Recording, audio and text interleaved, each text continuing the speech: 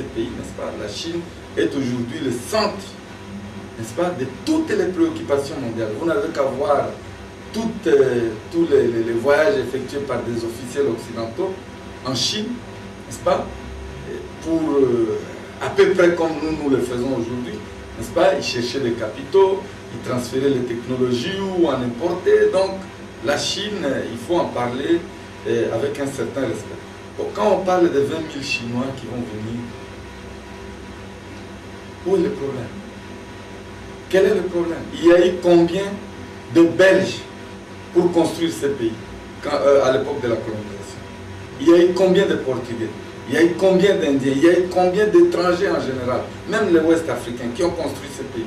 Vous pensez que ce pays, nous allons le construire seuls? Et il y a de l'espace pour tout le monde. En plus de cela, il faut d'abord savoir que dans l'histoire de notre pays, ce n'est pas la première fois que les Chinois travaillent ici.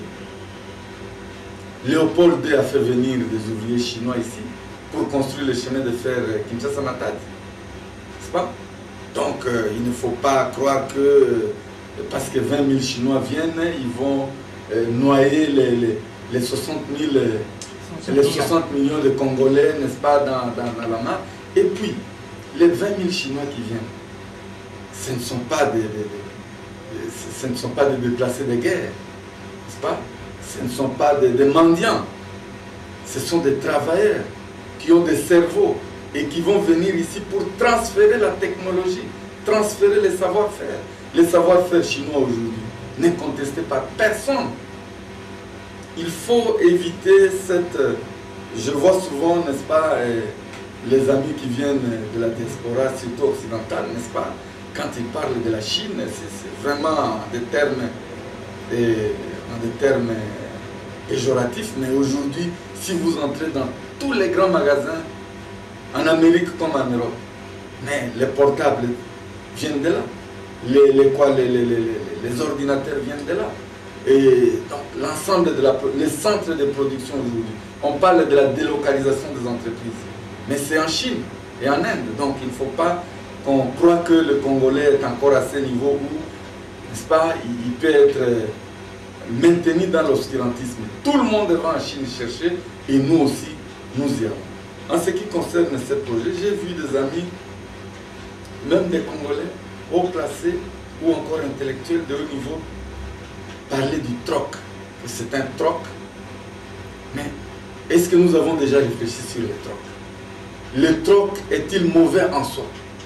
Ce sont les économistes libéraux qui ont théorisé contre le troc. Mais en soi, est-ce que nous avons essayé d'intégrer cela dans notre... d'analyser le troc dans notre société et d'en tirer les conséquences qu'il y a? Moi, je pense que l'intermédiation financière nous coûte trop cher. Vous savez, mon cher, hier, il fallait peut-être 1 tonne de cuivre pour avoir 2 tracteurs. Aujourd'hui, il en faut 20 pour avoir le seul tracteur. Pourquoi? Parce qu'on passe par l'intermédiation financière, n'est-ce pas? Les dollars, les prix là où on calcule les prix, nous ne sommes pas présents. Vous savez, ce n'est pas un secret, les prix de nos matières premières sont fixés par les mêmes qui nous revendent les produits fabriqués à partir de ces matières premières. Évidemment, il y a la plus-value intellectuelle, c'est normal, mais est-ce que nous contrôlons ces prix-là?